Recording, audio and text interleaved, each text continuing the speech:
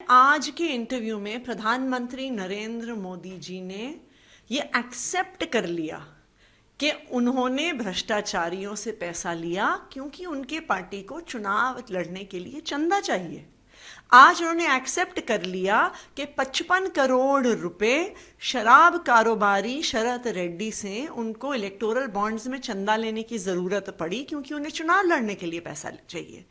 आज उन्होंने मान लिया कि 2000 करोड़ रुपए से ज्यादा उन्हें ऐसी कंपनियों से चंदा लेना पड़ा जिन पे ईडी, सीबीआई, आईटी के रेड पड़े हैं क्योंकि उन्हें चुनाव लड़ने के लिए पैसा चाहिए।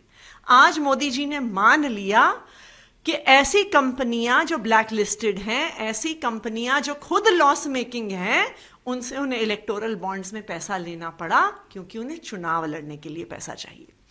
आज का मोदी जी का इंटरव्यू एक स्ट्रेट फॉरवर्ड कन्फेशन है कि उन्होंने चुनाव लड़ने के लिए ब्लैक लिस्टेड कंपनी से, शराब कारोबारियों से, ED, CBI, income tax department rated कंपनियों से पैसा लिया है।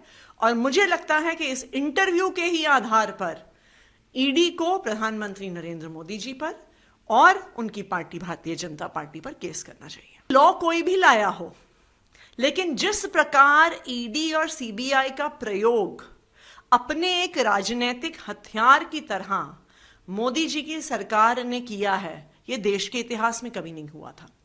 जिस तरह से सुप्रीम कोर्ट के सेक्शन 45 के प्रोविजंस को स्ट्राइक डाउन करने के बाद वो पिछले दरवाजे से उसको मनी बिल के माध्यम से लेके आए कि वो राज्यसभा में भी नहीं गया, वो मोदी जी की सरकार ने किया है। 2 sitting chief ministers Hemant Soren और अरविंद केजरीवाल जी को झूठे ईडी के केसेस में अरेस्ट करना, वो प्रधानमंत्री नरेंद्र मोदी जी ने किया है। जो इनकम टैक्स डिपार्टमेंट के माध्यम से एक प्रमुख ऑपोजिशन पार्टी के बैंक अकाउंट को सील करना है, वो प्रधानमंत्री नरेंद्र मोदी जी ने किया है। और ये प्रधानमंत्री नरेंद्र मोदी जी के कार्यकाल में है कि चाहे जर्मनी हो, चाहे अमेरिका हो, चाहे यूनाइटेड नेशंस हो, पूरी दुनिया भारत को देख रही है और उनको चिंता हो रही है कि लोकतंत्र खतरे में है। सबसे पहले मैं आज आपके माध्यम से ये पूछना चाहती हूँ प्रधानमंत्री जी से कि वो अचानक आज उनको चुनावों के दौरान एक इंटरव्यू की और एक ऐसे खास इंटरव्यू की क्या ज़रूरत पड़ गई है। उनके आंखों में साफ डर और भय दिख रहा है और ये इस इंटरव्यू के माध्यम से देश के जनता को गुमराह करना चाहते हैं। और जिस तरीके से वो सनातन धर्म की बात करते हैं, जिस तरीके से वो डीएमके तमिलनाडु की बात करते हैं, डीएमके देश का एक पार्टी है, तमिलनाडु देश का एक हिस्सा है। अगर प्रधानमंत्री जी के मन में ऐसे विचार एक प्रदेश के लिए और एक प्रदेश के सीएम के लिए ऐसा है, तो क्या उस प्रदेश को वो विकास की ओर बढ़ाएंगे? प्रधानमंत्री जी भूल रहे हैं कि इस देश का हर प्रदेश देश का एक हिस्सा है और सभी को एक जैसे ट्रीट करना चाहिए।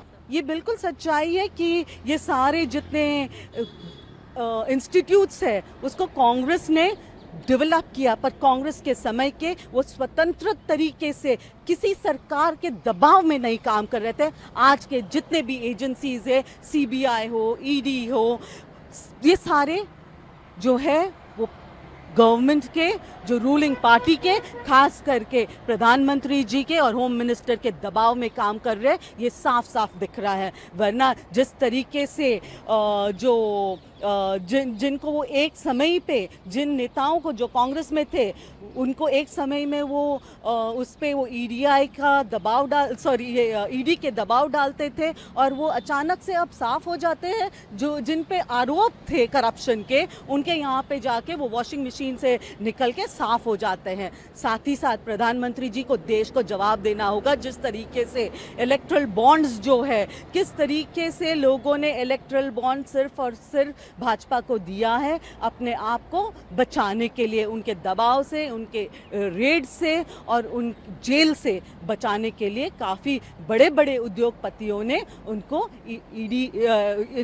इलेक्ट्रल बॉन्ड्स दिया है।